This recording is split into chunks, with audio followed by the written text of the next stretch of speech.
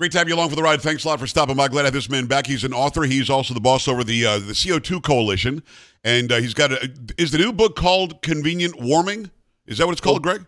Yeah, the title is A Very Convenient Warming. And then the subtitle, it's important, Joe, a Very Convenient Warming, How Modest Warming and More CO2 Are Benefiting Humanity. You're not allowed to say that. You're not allowed to say that. Yeah, I just did.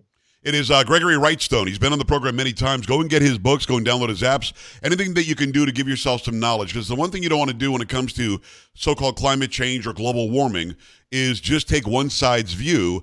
This guy's a geologist. He's a scientist. He knows what he's talking about, and you'll learn a lot. What's inconvenient for you, pun intended, was that you live in Tampa, in that area, and you had to skedaddle out of there, and then you went to a place on the East Coast of the Atlantic Coast, and then you saw a bunch of damage there. Tell me what you have dealt with for the past 24 hours. Oh, my. Well, I'm living at Apollo Beach, which is about 15 miles south of Tampa Bay. And if you recall, that's about where the hurricane was supposed to hit. Yes. So it looked like we were going to be right in the crosshairs with 12-foot storm surges. And I said, and I talked to grizzled old Floridian veterans, old salts. Right. They said, Greg, we're getting out of here. I got a bad feeling. And so we go across the state, southeast to the Atlantic side. Bear in mind, Tampa's on the Gulf side, the western side. I said, well, we might get Cat 1 type winds there, but at least we'll be safe. And so we go over there, and then at 4 o'clock to 5:30, the big tornadoes, there was an arm ahead of the storm. This is 4 hours before landfall. And it's really not been reported. And the 3 people that died at St. Lucie were just south of us. This Vero Beach was just clobbered. I want to show Vero Beach. You sent me some video of this, and I want to show it to the people as you're talking. Go ahead. What am I looking at here? This is crazy. You could just drive for miles and see this, and the buildings were spared from what I could see. I didn't see any homes that were destroyed. It was all the huge old live oak trees, and big palm trees were just toppled. These are beautiful, huge palms. There's coconuts everywhere because the storm knocked all the coconuts out of the palms that were still standing. And I've got a longer one that I'll show. Go ahead. Yeah, and so what happened was, I'm doing an interview with another fella just as this is hitting, and man, the lights are going out. There's thunder and lightning going. And he says, "Oh, this is the best interview ever." He was he was loving it, and my wife's going, "This is," and she says, "Oh boy, we gotta." What can I do? So we're stuck here. But it was, again, this was 4 hours ahead of landfall on the other side of the state. Right. It was intense. And they logged around 80 mile per hour gusts here. And then, of course, we had this swarm of tornadoes that came through. It was right along. Of course, if you're a fan of Jimmy Buffett, the highway A1A. Oh, yeah. That's what you're looking at. I'm driving A1A. Crazy. My wife was taking the video. Right. It's Gregory Wrightstone. Go to his website. It's inconvenient. Say it again. Convenientwarming.com. Is that what it is?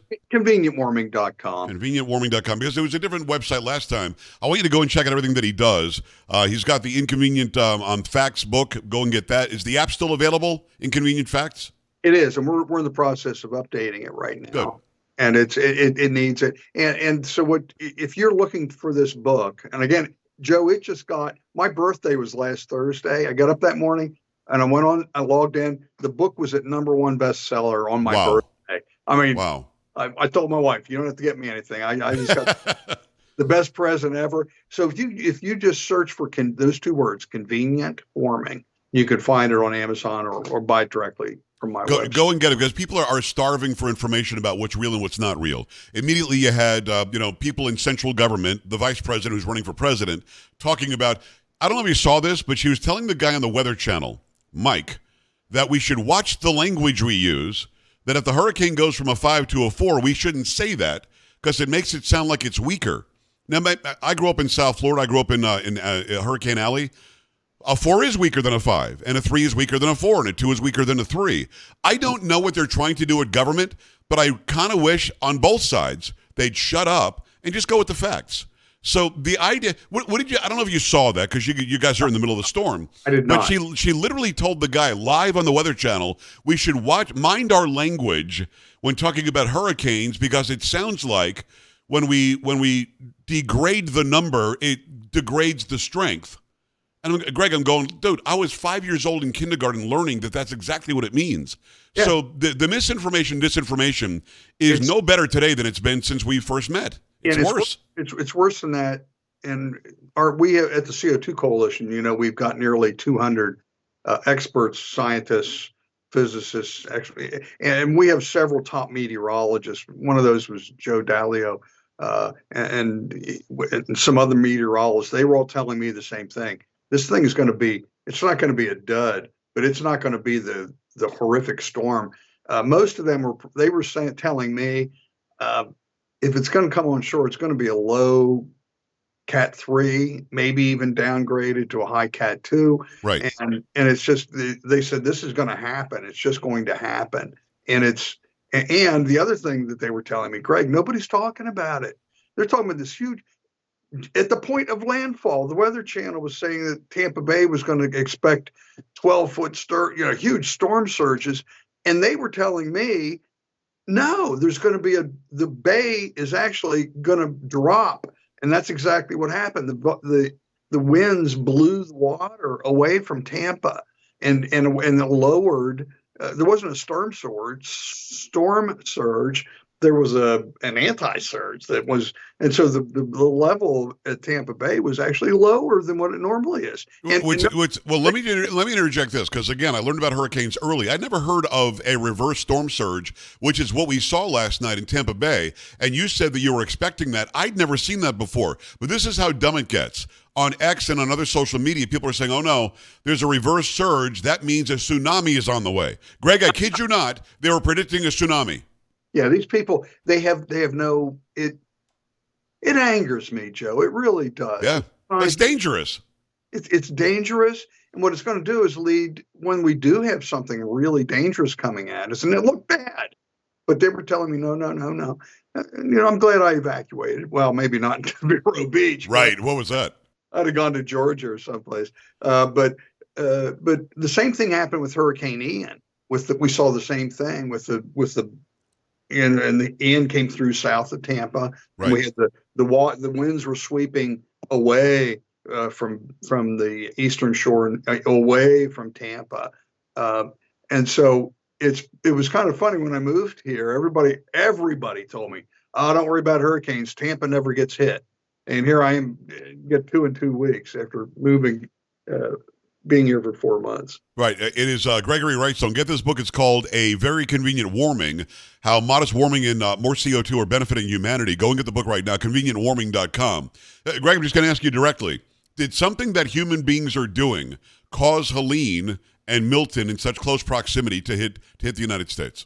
That is so patently false. It is just, I've heard that. I heard InfoWars, Alex Jones spouting this complete nonsense. I heard Marjorie Taylor Greene spouting the same, just absolute. They embarrass themselves. So nobody in government has the ability to direct or strengthen storms to go and mine lithium in North Carolina, right? Correct. It's scientifically impossible for them to do it. And we have I contacted Roy Spencer, Dr. Roy Spencer, University of Alabama, Huntsville. I was in communication with him during this time, and I asked him, how can I fight back against this? And he went through a scientific explanation of how it's impossible to steer a storm or to really do much of anything to either intensify or slow it down. And we get it's the same crowd that believe in chemtrails. They're not chemtrails. They're jet trails, and it's water vapor you see. But it's the same crowd. It's a government conspiracy. HARP in Alaska caused the Hawaii fires, and they steered the fire right through Lahaina. No, this is these group of conspiracy theories. I mean, I'm a really big, I'm I'm not a favor of all with government and what they Right. do a lot of bad things, but Right. this is one of them. Well, I'm a conservative guy, and I'm not buying into these conspiracies either. I'm always open-minded to see what they're saying, but then when they say it, well, let me talk to an expert, and I can always get the truth from you. When it comes to these hurricanes, and again, my history growing up in South Florida, I was playing football in 1978 in the middle of Hurricane David. I've covered many hurricanes as a news anchor and a reporter. I tend to know something about them. Greg, I don't feel in my 58 years on this earth that hurricanes are getting more intense. I know that our scientific technology has gotten better. So we're able to actually go back to the 70s and the 60s and even further back. And now we can measure the data and say, well, those actually were stronger than we thought they were back then. And they're not any stronger now. So the claim that they're intensifying because you and I drive gasoline vehicles, is that true? No, it's not. And it's not just me saying this. It's NASA, it's NOAA, which is the National Oceanic and Atmospheric Administration. It's the Intergovernmental Panel on Climate Change. They all agree that with me that they're not intensifying, they're not increasing in number, and we can document that going back from since 1979 with the satellite era. We know every single hurricane, and we can watch it, and we can see it, and so we can count that, and we can look at that going back to 79, and we see you could probably argue that there's been a slight decline, but let's just say there's no increase, no trend either way. But we also have what's really important we have a way to measure hurricanes in the United States going back to 1850 accurately, and that's landfalling hurricanes. And that's because whenever a hurricane going back to 1850 made landfall in the United States, they knew it. They're hard to miss. Yeah, they we are. Know we know every single hurricane that's made landfall. And I took a look recently in our newsletter. Sign up for that at the CO2 Coalition if you'd like. My last newsletter, I took a look at landfalling hurricanes in Florida to find they've been in decline. And again, that goes back to 1850. And we see that across the United States. The only state that has had a slight increase in landfalling hurricanes was Mississippi, and that was very small. Interesting. And so we look at that, and you talk about intensification of storms. Christopher Landsea is, he was until I believe he resigned a few years ago, but he had a very good study on the intensity of hurricanes. He concluded that hurricanes have intensified by 1%. Or that's the intensification. Well, Joe, okay, let's say he's right. Are you going to know the difference between 130 and 131 miles per hour No. if you're standing at Key Largo? No. But Greg, you have to understand central government wants to spend $31 trillion to solve that 1% issue, if that's even true. What's interesting to me as well is I remember in 2000 covering hurricanes. It was a very busy season. 2005 after Katrina, and I think you might have had Hurricane Rita or something that year too. There was another big one. They were saying this is going to be, from now on, this is what it's going to be. And we're going to have 18 or 19 named storms the next year. Nothing like that happened. We had a lull in hurricanes for years in this country, yet they kept on filling our heads with this garbage that somehow we had to stop, eating meat. The whole thing is weird to me. Why do you think so many people fall for it? And why do they keep on laying on it in a campaign? And again, I won't call out specific names and ask you, who's good and who's bad. But there are politicians who are running on the fact that if you don't elect me, we're going to existentially stop existing because of climate change. Yeah, it's really troubling. And some of the Republicans, the GOP, they don't know how to talk about climate change. And I get it's complicated. They don't know what to believe and what not. I think they're afraid to. I think they're afraid to because they're going to be called out. Yeah, they're being called science deniers. Nobody wants to be called a science denier. Oh no way. And so they're using this to gain votes. And it's as a scientist, it just angers me greatly that we should be following the scientific method. And Joe, they need to silence scientists like me and my colleagues at the CO2 Coalition because we tell a compelling fact-based story, a narrative that's completely at odds with this notion of man-made catastrophic global warming. If they allowed us a platform on the regular media shows, and not that you're not regular media, but if the mainstream media, if they allowed us to speak, it would be game over for the climate industrial complex. It would be because almost every single person, Joe, I talk to, look at me with their eyes. I've never heard that. Right. Why aren't we being told that? they're thirsty for this information that we Right. present. In one of the debates, and it's Gregory Wrightstone, go and get his book. It's called A Very Convenient Warming, How Modest Warming and More CO2 Are Benefiting Humanity. Go to convenientwarming.com. In one of the debates, I think it was the one between Trump and Harris, the so-called moderator, who was actually on the side of Harris, in my opinion, Yeah, said, Nora O'Donnell. it was Nora O'Donnell, right. Nora O'Donnell, this was actually the vice presidential debate, I think. She said, Yeah. the vast consensus of scientists agree climate change is real. You and I have talked about this over the years. It's a consensus of who they asked. It's not really a consensus of all scientists, because I don't think they've asked all scientists. But how do you, if you're in a debate situation and somebody says 97% of all scientists agree, there's a consensus that it's real. How do you combat that? Well, I can tell them I'm part of that 97% because they cast a wide net to get to 97%. And I would be part of that because I believe that CO2 is increasing. It's because of us, and it has a slight warming effect on the atmosphere. Bam, I'm part of the 97%. I just don't believe it's the primary driver of temperature changes, nor do I believe that it's harmful. On the other hand, we see huge benefits to more CO2. In fact, one of our unofficial motto is "We love CO2, and so should you."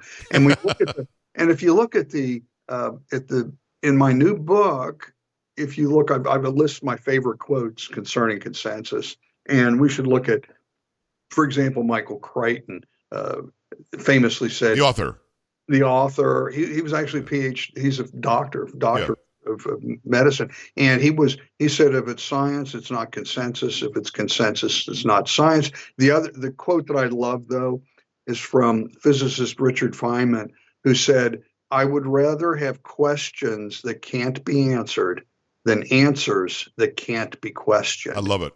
And that's what we have here in the climate debate. They're telling us what the answer is, and you dare not question it. You dare not. I'm almost out of time, but you taught me this a long time ago, and just give me 30 seconds on this. What you said in passing just now is so extremely important to those watching and listening. It's okay that 97% agree something's happening. What isn't okay is they're trying to tie that to it being bad, and it's not necessarily bad. No. 2 words, Joe: fear and control. They're using fear to have you agree to have every aspect of your life controlled. What car you drive, how you heat your home, what temperature to heat or cool your home, you name it. We can go down a list. It's fear and control. It's exactly what it is, and I've learned that from you for a long time, and I think we've agreed on that for a long time. Convenientwarming.com. Get the new book, convenientwarming.com. It's Gregory Wrightstone. Greg, thanks a million. I'm glad you guys are safe. Thank you. Thank you, Joe. All right, brother. We'll talk soon. We're back after this. Stay right here.